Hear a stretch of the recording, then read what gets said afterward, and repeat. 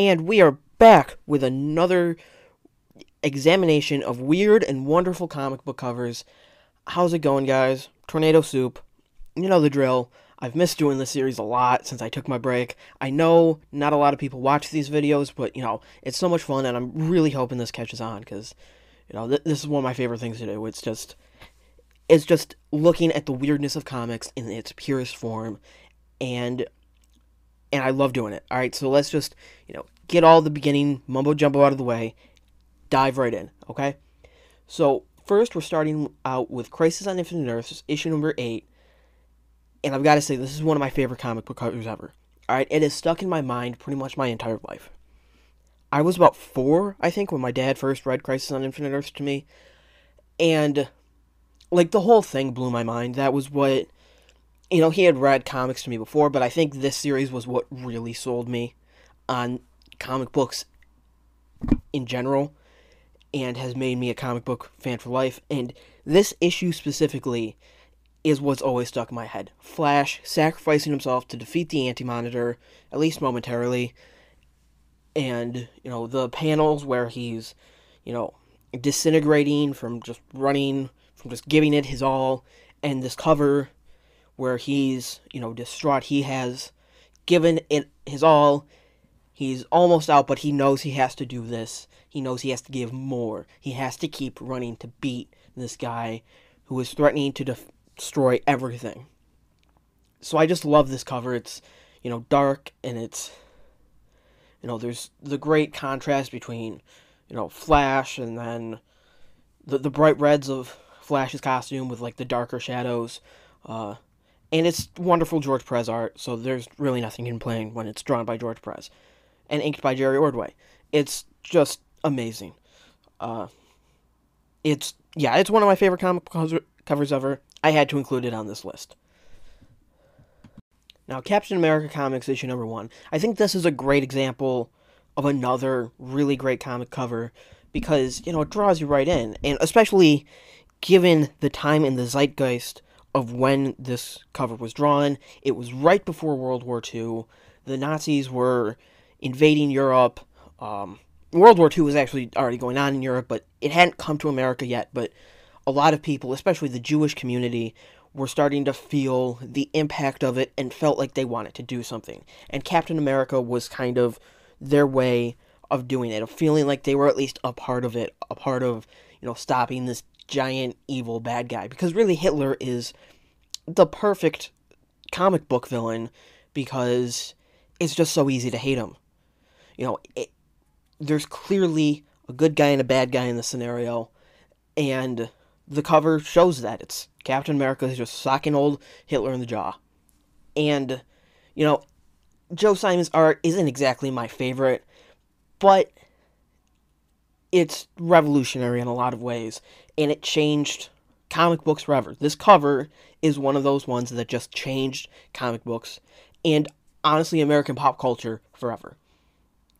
It lives on in everyone's memories. If you know even a little about Marvel Comics, then you've probably seen this cover. It's just amazing. And it introduces Bucky in the little circle, and he's, saying hi, which is great, too. Clearly they had no plans of putting Bucky on the cover, no way to do it, and then they just stuck him in the corner, which is great. Also, 10 cents. That's not really a part of the cover, but, you can see it, and it's great when a comic only costs 10 cents. Sadly, that's not what they cost today at all. Alright, so now we're starting to get into the weirder territory. This is a cover from Batman issue number 17. Like with the Captain America cover, the zeitgeist of the times is clearly apparent.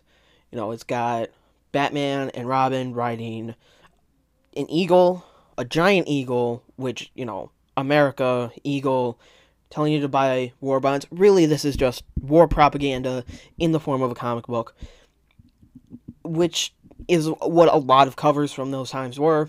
But this one has, particularly weird imagery. Just Batman and Robin just straddling that eagle. Basically straddling America. I'm taking this metaphor too far. And yeah, I don't even know what else to say about it. It's just I like the cover. It doesn't do quite as much as the Captain America cover does. In fact, it does a lot less. But it's still pretty cool. It's got some great art. Uh, I'm not entirely sure, but it looks like that's Bob Kane or one of Bob Kane's ghost artists. Maybe Jerry Robinson. I think it was before Dick Sprang. I probably should have checked that out before, but never mind.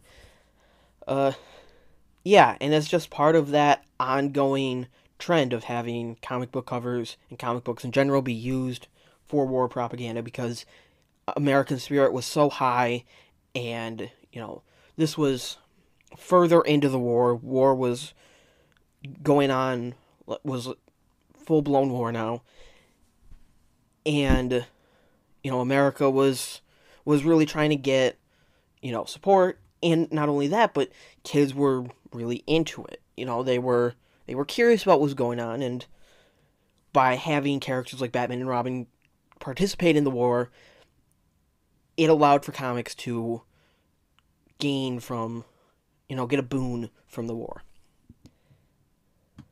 And again, it gives us Batman and Robin riding on an eagle. Adventure Comics, issue number 310. I've been waiting to do this on one of these videos since I saw the cover. It's just, some good old Silver Age Superboy insanity with, Crypto and Superboy switching places. I don't even want to say too much about this because it's perfectly self-explanatory, and yet you learn nothing at all, which is kind of the point of a comic book cover. You get drawn in because you know just enough that it entices your sense of curiosity. You buy the comic, and then it probably has nothing to do with what's going on the cover. I don't know for this issue in particular. I haven't read it yet. I will soon, though. Yeah, it's just the Crypto talking, and then Superboy barking, I think, is what really sells it for me. Superboy saying "arf arf" is what really just sells the absurdity of it. Yeah, I love this cover. This is one of my favorite covers of all time. I'm just gonna stop it there because there's no point. Just enjoy the beauty of it. Now we go back to just a few issues before with Adventure Comics, issue number 304.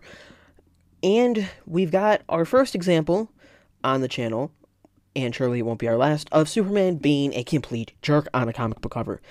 I'm not entirely sure why this was a thing. Like, I get that it's enticing because you know that Superman's not supposed to be like this, but then he's like this on almost every cover, so if you only see Superman covers, then you think that Superman is just a jerk. You'd think eventually it would backfire. I guess there was enough differences with certain covers, but it's just the idea of Superman bullying Superboy, and then having Superboy call for Ma and Pa Kent is just...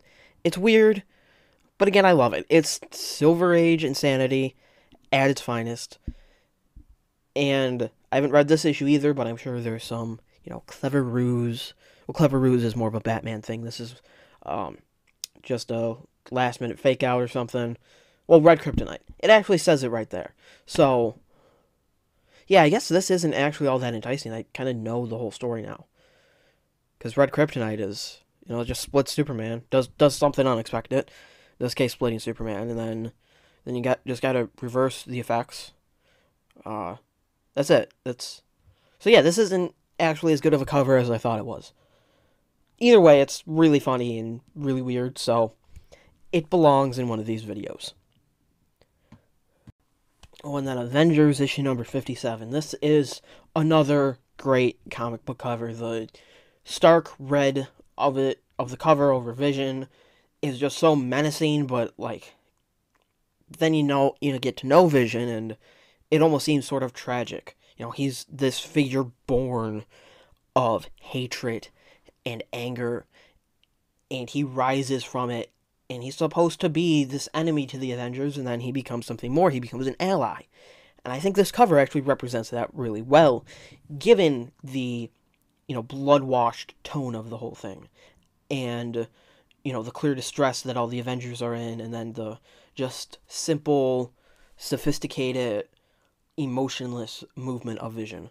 And then, of course, Behold the Vision is sort of just an iconic line from comic books, and is used to this day when in regards to Vision, and the whole iconography is one of those things that's just repeated at Marvel time and again because it is so classic and it is so great. And finally today we have a more recent cover, the final issue of Life with Archie, where Archie gets murdered. This is not as weird now in a post-Riverdale world as it was when it came out, but it is still striking or maybe disturbing to see such a bloody image with the more innocent, cartoonish designs of Archie, Betty, and Veronica. Obviously, in terms of most comic books, yeah, this is super tame. In terms of Riverdale, this is super tame. But in terms of the regular Archie universe, yeah, this is a pretty shocking and gruesome. Obviously, this was an alternate reality, but still, it does have the same normal Archie look and feel as, you know, the stuff that's been published since the 40s and that you find at, like, the ends of grocery aisles. And it kind of continues the trend of, you know, the famous comic characters getting killed off. Started with Superman, then happened to Batman, Wonder Woman, Spider-Man, Captain America. They've all gone through it. So, of course, Archie has gone through it, too. You wouldn't expect it from Archie, since he's not a superhero and isn't risking his life daily, but somehow they managed to find a way for Archie to risk his life, saving his friend Kevin Keller, who was, I believe, a senator in the story.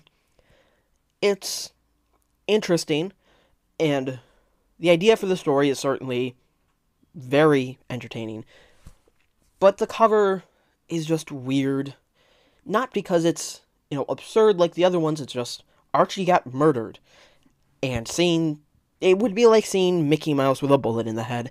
It's just weird to visualize that, even if the story does merit it. Anyway, that's all I've got for today. Thank you for watching till the end. And you know what to do. If you liked it, then press the like button, because that's why it's called the like button. It's for people who like it. If not, don't press the like button. I won't hold it against you. Hopefully I'll see you next time, though. And have a great day, and goodbye, everybody.